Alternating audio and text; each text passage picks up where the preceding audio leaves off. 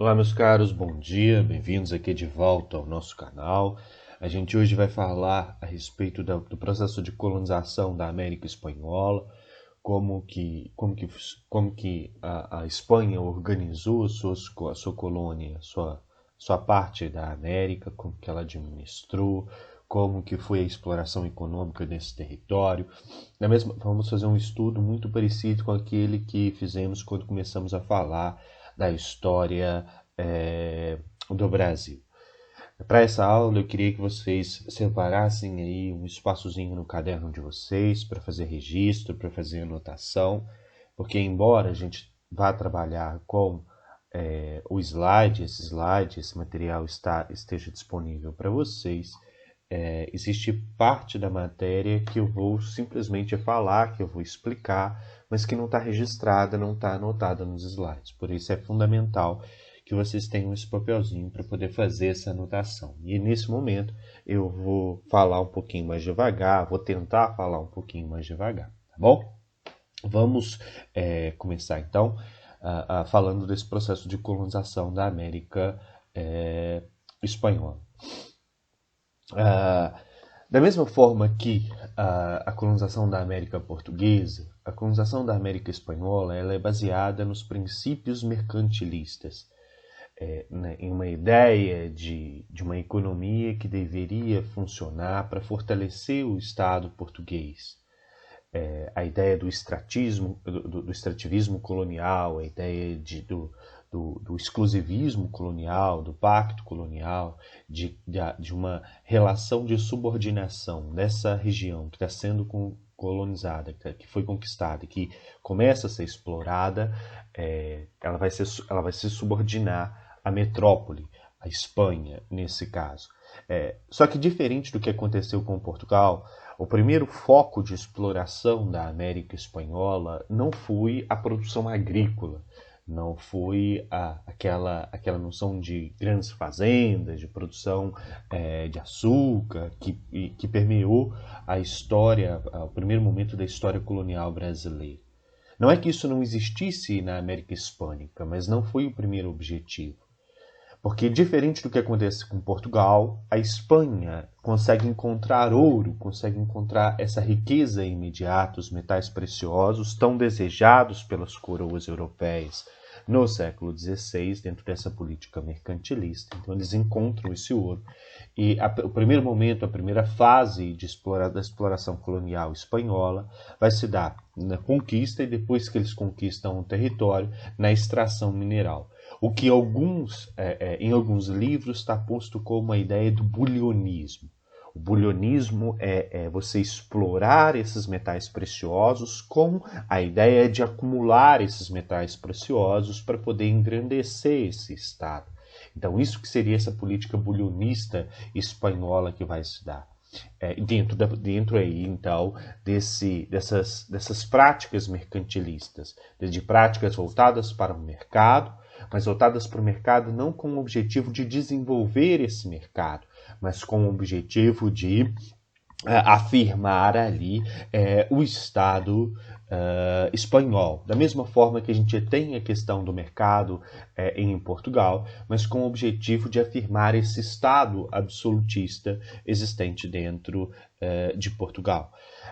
Eu já falei para vocês o ano passado, e existe uma diferença fundamental que foi posta por um historiador chamado Karl Polanyi, que ele fala da ideia da existência de sociedades de mercado e sociedades com mercado. Quando eu estou falando da política mercantilista, quando eu estou falando de Espanha, de Portugal, nesse período que nós estamos estudando, século XVI, século XVII, nós falamos de sociedade com mercado. Existe o mercado está presente, mas não é esse mercado que movimenta toda a sociedade. Dentro dessa sociedade tem as relações comerciais, as relações de troca, as relações de compra e venda, mas a sociedade ela não se organiza ao entorno desse mercado, em função desse mercado. Isso seriam sociedades com mercado. E aí o Karl Polanyi, quando ele vai estudar isso, e vai desenvolver essa ideia, ele vai mostrando que desde a antiguidade, conforme a gente veio estudando, desde lá da Grécia, da Roma Antiga, do Egito, das próprias sociedades orientais, dos impérios orientais, passando aí pela Idade Média, todas essas sociedades têm um mercado. O mercado está ali presente. Só que essas relações de troca, essas relações comerciais, não são as principais, não são elas que movimentam a sociedade. Ou seja, a sociedade não se organiza em torno do mercado.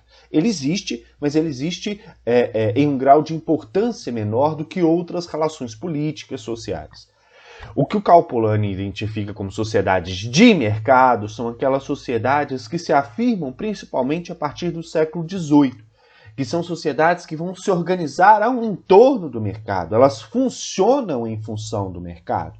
E aí estaria posto o capitalismo, de fato, quando a gente tem essa transição de sociedades com mercado para sociedades de mercado. Isso só aconteceria com o advento da Revolução Industrial, com o advento das revoluções burguesas do século XVIII, quando a sociedade passa a se movimentar e a se organizar ao entorno dessas relações comerciais. Dito isso, e eu falei isso principalmente, não só por isso, mas porque vocês precisam saber também, mas para que vocês tivessem esse tempo para poder pegar o caderninho, para poder fazer esse registro. Então, como eu disse para vocês, as relações entre a Espanha e as suas colônias, elas vão se basear nessa ideia do exclusivismo metropolitano, do monopólio comercial, ou seja, a América Hispânica só podia manter relações comerciais de troca, relações de compra e venda com a Espanha, com mercadores espanhóis.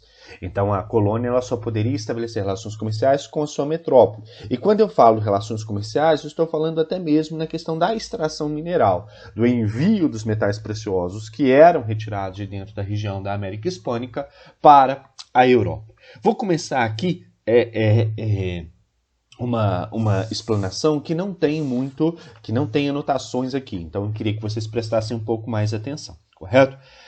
A Espanha, da mesma forma que Portugal, ela não queria, e aí quando eu falo em Espanha aqui, eu estou falando no governo espanhol, estou falando na coroa espanhola, que tinha recém se estabelecido, vamos lembrar que a coroa espanhola, a Espanha, ela surge da união, do processo de reconquista da Península Ibérica, que tinha sido dominada pelos muçulmanos, pelos mouros. Então há um processo de luta, de expulsão desses mouros de dentro da Península Ibérica, o que faz com que a identidade espanhola ela seja também uma identidade muito católica. Os reis espanhóis eram compreendidos como os reis católicos. Isso porque a Espanha foi formada principalmente a partir de uma luta entre católicos e muçulmanos e da expulsão desses muçulmanos de dentro da Península Ibérica. Mas isso a gente já viu, a gente já falou a respeito desse processo de formação, tanto da Espanha quanto de Portugal. Então a Espanha, em 1520, 1530, quando começa o processo de colonização, ela era um país recém-formado, que se formou a partir da união dos reinos de Aragão e Castela, com o casamento entre os príncipes Fernando e Isabel, se eu não me engano. Então, o casamento dessas duas casas reais de Castela e Aragão acabou dando origem ao governo espanhol, ao Estado da Espanha. E a Espanha recém-fundada, ela não tinha interesses de gastar os seus próprios recursos no processo de exploração e dominação do território americano, da mesma forma que Portugal. Então ela acaba fazendo um movimento muito parecido com aquele que os portugueses fizeram. Ela acaba quase que leiloando esse território que foi conquistado pelos espanhóis dentro da América, entregando ele para ser colonizado por homens espanhóis que tinham o desejo de se aventurar por essas terras e abrir, então, negócios, controlar riquezas e aumentar ainda mais as suas riquezas. Então, desde o início do processo de colonização, desde lá de 1525, 1530, quando se efetiva o processo de conquista, principalmente da região da América Central, o governo espanhol incentiva que espanhóis, que indivíduos, que homens ricos, nobres espanhóis, viessem para a América para explorar essas terras com os seus próprios recursos.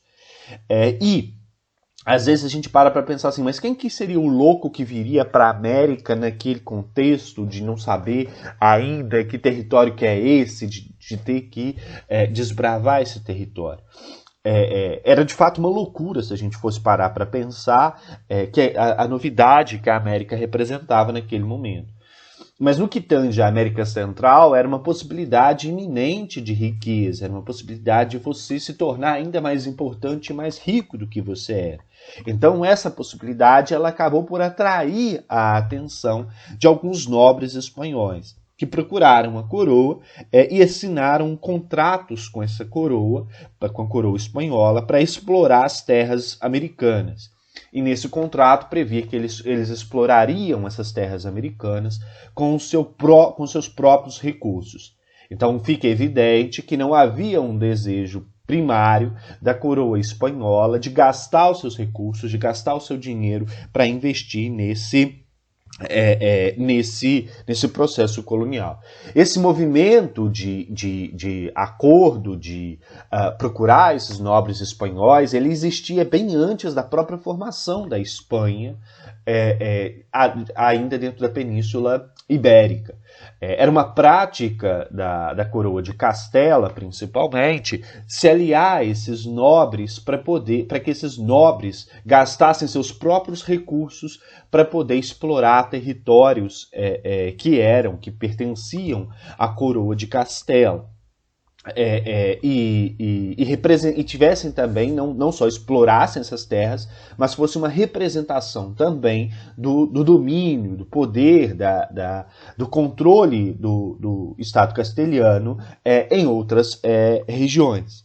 Esses indivíduos que assinavam esse acordo com a coroa de Castela e depois com a coroa da Espanha, quando a Espanha se forma, eram os chamados de adiantados, os que vão antes, aqueles que vão para estabelecer esse domínio. Esse nome, os adelantados, de fato existia. Era dessa forma que esses indivíduos eram vistos, eram entendidos, adelantados. A-D-E-L-A-T-A-D-O, adelantados. Esses adelantados, eles eram representantes da coroa castelhana em um determinado território e recebiam, então, por essa tarefa de representar o governo espanhol, recebiam o direito de explorar uma determinada terra com seus próprios recursos. Essas pessoas, por mais que perdessem dinheiro, elas se viam muito engrandecidas, porque elas estavam próximas ali à coroa espanhola, elas se tornavam importantes nesse mundo, nesse estado absolutista, nessa sociedade de corte da qual a gente tanto vem falando desde o final do ano passado. Então elas estavam mais próximas ao poder, elas estavam mais próximas ao rei e, portanto, eram melhor vistas nessa sociedade, tinham maior poder nessa sociedade. Esses adelantados, essas pessoas que representavam a coroa portuguesa não, a coroa espanhola em outros territórios, aqui no caso a gente está falando na América, recebiam um direito vitalício, então ao longo de toda a sua vida, de fundar núcleos e construir fortalezas no território, fundar núcleos urbanos e construir fortalezas no território americano, no território da América. Então, enquanto eles fossem vivos, não era hereditário, é diferente das capitanias hereditárias. Enquanto eles fossem vivos, esses adelantados poderiam explorar aquele território que foi a eles delegado pela coroa espanhola nesse acordo. Podiam explorar, poderiam tirar riquezas. É logicamente que a coroa não fazia isso sem pensar em uma contrapartida. Ela dava essa possibilidade, mas em troca ela requeria que esses adelantados eles promovessem a cristianização, a evangelização dos nativos de dentro daquela região. Então a ideia de cristianizar, a ideia mais uma vez aqui de unir a espada do conquistador, daquele que vai estabelecer o domínio, com a cruz, com a fé, com a expansão da Igreja Católica. Associado aí aquilo que eu abri a aula falando, a ideia de que esse Estado espanhol é, por sua essência, um Estado católico. A religiosidade católica ela se faz muito presente dentro da Península Ibérica e principalmente dentro da Espanha, onde Fernando de Aragão e Isabel de Castela vão ser vistos como os reis católicos, aqueles que representam a Igreja Católica, aqueles que falam em nome da Igreja Católica. E além disso, além de cristianizar esses nativos, esses adelantados eles teriam que entregar, teriam que pagar impostos à coroa, teriam que entregar 1/5 de toda a produção que era feita dentro desse território. E aí não só do ouro, mas de tudo aquilo que fosse produzido e comercializado dentro desse território. 1/5, ou seja, 20% daquilo que foi produzido, que foi explorado dentro desse território, tinha que ser entregue, então, para a metrópole, para o governo metropolitano, para a coroa. Então, o início da exploração da América Espanhola se dá com a figura desses adelantados. Depois, de acordo com que vai passando o tempo, as instituições de controle elas vão se aprimorando, porque a Espanha vai se dando conta da questão da riqueza, da existência da riqueza dentro desse território, vai se dando conta que essa estrutura que foi pensada anteriormente, que servia até para uma exploração dentro do território europeu e em outras áreas, ela acabou não dando conta de controlar e de fiscalizar toda a região existente, toda a região dominada pela Espanha dentro da América. Então foram criadas outras instituições para que a metrópole pudesse fiscalizar as riquezas que eram produzidas e que circulavam dentro da colônia. E a partir de agora a gente vai passar a falar justamente dessa montagem, desse funcionamento da estrutura de governo da América Hispânica. A aula vai ficar um pouquinho mais entediante, um pouquinho mais chata, porque a gente vai falar aqui basicamente das instituições políticas, de como que a Espanha controlava a América. Para regular as relações entre o Estado espanhol e esses adelantados, mas para regular também as relações comerciais entre indivíduos que estavam na América, explorando a América, e indivíduos que estavam na Europa, mercadores que estavam na Europa. O governo espanhol criou uma instituição que foi chamada por eles de Casa de Contratação. A Casa de Contratação ela foi criada logo no início do processo de exploração da América, 10 anos depois que o Cristóvão Colombo pisa na América. Ele pisa aqui em 1492 e em 1503 a Espanha cria então a Casa de Contratação na cidade de Sevilha, na Espanha. Essa casa de contratação, quando eu falo casa de contratação, eu estou falando de uma fortaleza, eu estou falando de fato de uma instituição física, ela é uma instituição do Estado, mas ela é uma instituição física também. A casa de contratação ela existe como um prédio. Essa casa de contratação ela tinha como objetivo gerir os negócios coloniais. Então, ela tinha como principal função a gestão de tudo aquilo que era tratado em questões econômicas na colônia, nas colônias espanholas no continente americano. E ela foi criada com o objetivo de impedir o contrabando de recursos, mas principalmente o contrabando de ouro e prata, e fiscalizar a cobrança de impostos, principalmente o quinto real. E aí o quinto não era só sobre o ouro, tá? Isso é muito importante que fique evidente aqui.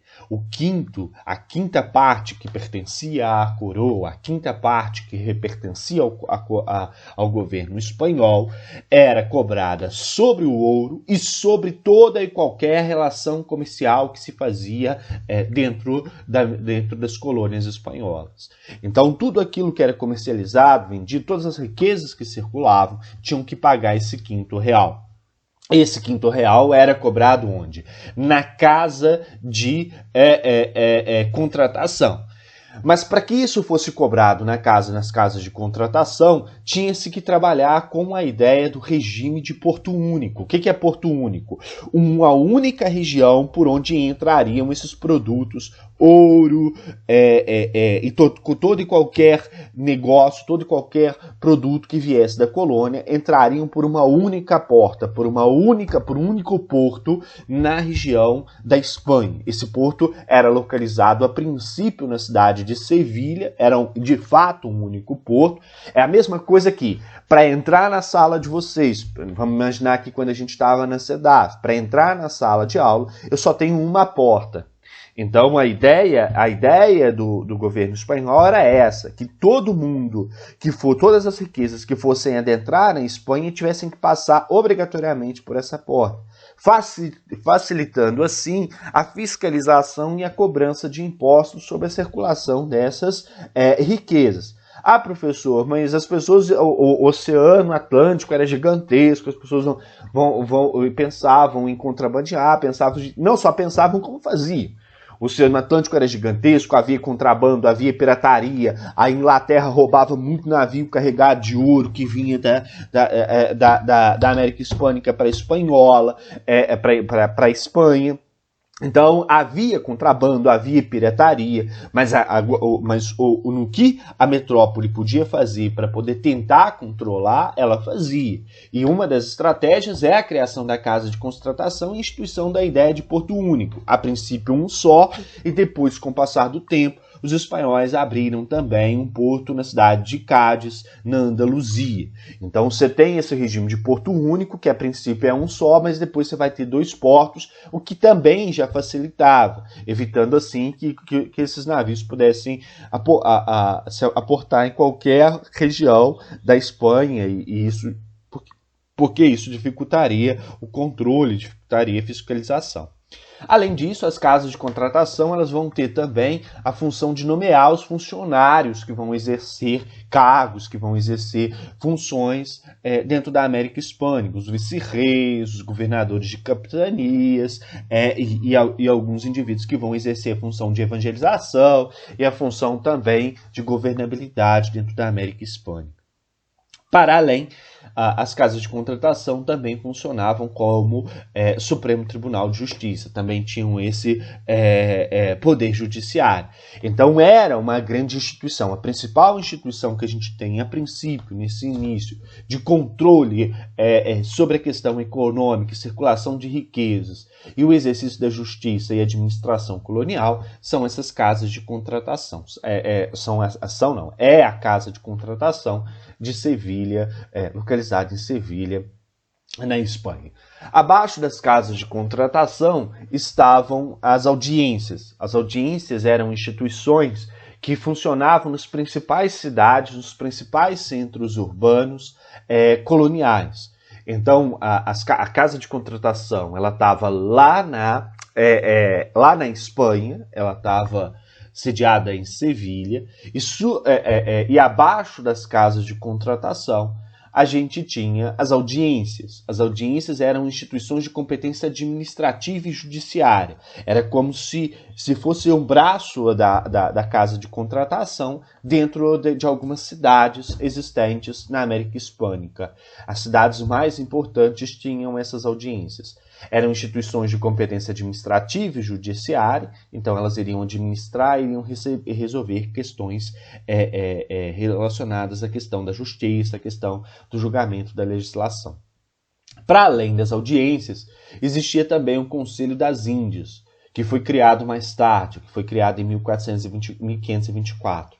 Logo depois que o Cortés ele conquista, então, a região do México.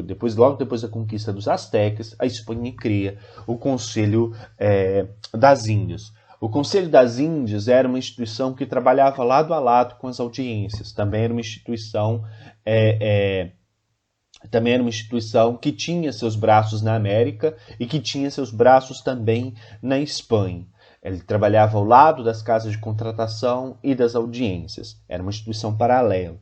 E tinha como função elaborar a legislação relativa às colônias. Repare que as audiências julgam, as audiências vão julgar, vão administrar, mas quem elabora essa legislação que vai ser aplicada, então, pelas audiências, vai ser justamente os membros do Conselho das Índias, que é criado depois das audiências. Então a gente vai tendo aqui aos poucos o estabelecimento muito evidente de uma função, das funções dessas instituições. As audiências a partir de 1524 vão julgar os indivíduos e o Conselho das Índias vai ser responsável por criar, elaborar essas legislações e vai tomar para si a função de controlar os funcionários reais estabelecidos na América. Repare que o que a gente está percebendo aqui é justamente uma subdivisão das funções da casa de contratação.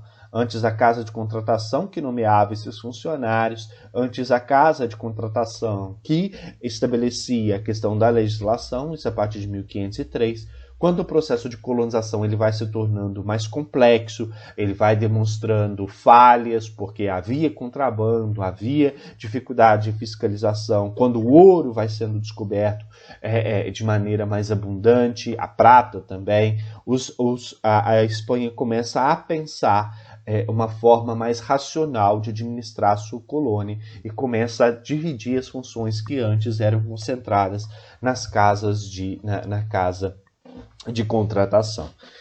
Para além do Conselho das Índias, são criados a partir da década de 1530 os vice-reinados, para poder dar uma maior racionalidade à colonização espanhola. E aí são criados, a princípio a gente tem a criação de um único vice-reinado. O vice-reinado é uma estrutura administrativa que vai estar subordinada diretamente à Espanha. Então a gente vai ter a figura de um rei, de um vice-rei, que era visto como representante do rei na América e que tinha poder administrativo e jurídico. Era nomeado diretamente pela coroa e estava subordinado, tinha uma ligação direta com a coroa. A princípio, a gente tem a criação do vice-rei da Nova Espanha. Repare que isso já se dá na década de 1530, logo depois da conquista, 10 anos depois da conquista, logo depois que há a percepção da existência de muitos metais preciosos nessa região e o desejo, então, da coroa espanhola de controlar mais de perto a exploração dessas riquezas. E logo depois, quando se descobre o ouro também, na região do Peru, e que se concretiza a questão da conquista do Peru, que a gente viu nas nossas últimas aulas, com a figura do Pizarro, e do outro lá que me fugiu o nome agora, que é responsável também pela própria morte do Pizarro na década de 1530.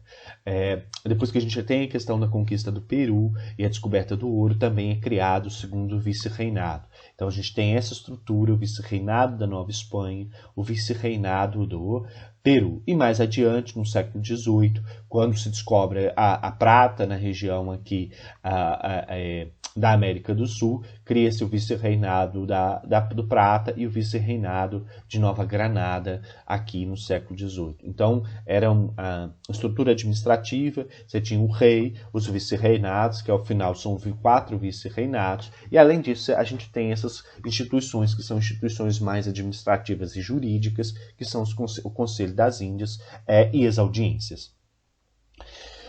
Além das audiências do Conselho das Índias e dessas instituições, tem outras duas importantes que a gente vai falar delas aqui, vai fechar, já no sentido de fechar a aula. A gente tinha também as capitanias gerais, uma estrutura muito parecida, com aquela que a gente tem dentro da América. Basicamente vão existir dentro da América Hispânica 4 capitanias: a Capitania Geral de Guatemala, a Capitania Geral de Cuba, a Capitania Geral de Venezuela e a Capitania Geral de Oviedo aqui. de Quito, desculpa. A Capitania Geral de Quito, a Capitania Geral da Venezuela, a Capitania Geral da Guatemala e a Capitania Geral de Cuba, que eram regiões onde não havia tanto ouro, não havia tanta riqueza a princípio, mas que era necessário a Espanha se fazer presente para evitar possíveis incursões de franceses e ingleses que naquele momento estavam disputando esse território, queriam também o seu pedaçozinho da América. Então foi uma forma encontrada pelo governo espanhol para garantir o domínio sobre essas terras sem necessariamente precisar retirar recursos do bolso. Então eles criam essas capitanias, entregam essas capitanias para homens ricos, homens nobres, espanhóis poderem administrar e poderem explorar essas terras. O domínio do governo vai ser estabelecido principalmente nessas regiões que a gente já falou. O vice-rei da Nova Espanha, a princípio, depois o vice-reino do Peru e mais tarde o vice-reino do Prata e o vice-reino da Nova Granada.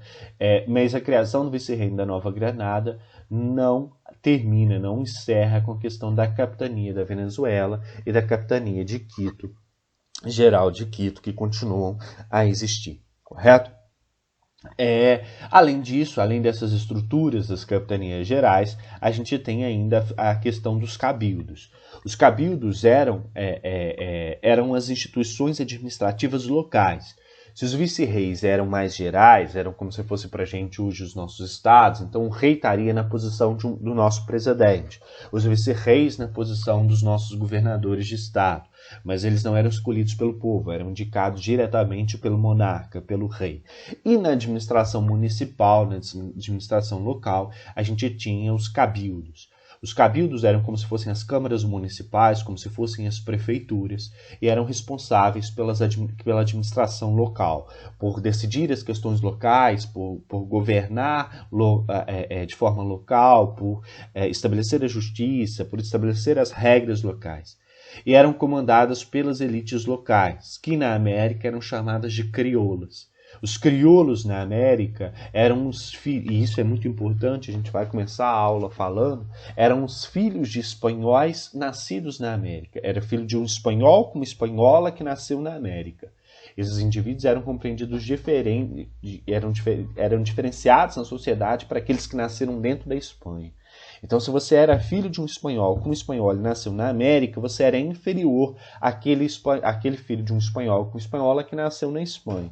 E você era taxado, então, de crioulo. O único cargo administrativo que os crioulos podiam seguir dentro da América eram os cabildos. Era a única instituição política que eles podiam ocupar. O restante era todo ocupado pelos filhos de espanhóis nascidos na Espanha e que vieram para a América. Mas isso é assunto para a nossa próxima aula, tá bom? Por hoje a gente vai ficando por aqui. Na próxima aula a gente volta para poder encerrar essa questão da América Hispânica. Hoje não tem atividade, a gente está iniciando aí nosso terceiro bimestre, portanto vocês passaram por uma semana de avaliações, então essa semana vai ser uma semana mais light, sem atividade aqui, só com aulas. Qualquer dúvida eu estou lá no Meet para a gente poder conversar, para a gente poder tirar essas dúvidas, tá bom? Obrigado pela atenção de vocês e até a próxima.